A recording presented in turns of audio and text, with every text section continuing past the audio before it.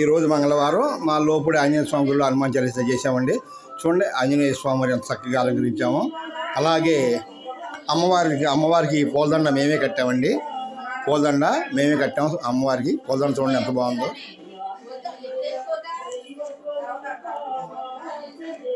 చూడండి అలాగే అయ్యప్ప స్వామి వారు కూడా కొలువైనారు ఇక్కడ చూడండి.